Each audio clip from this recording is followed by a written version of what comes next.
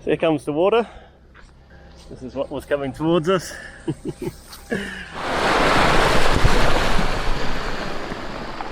Across almost the entire width of the river there.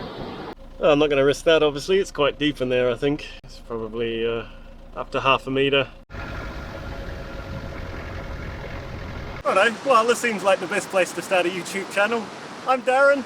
I'm in Purros in the northwest of Namibia, and there's a lot of water in the river.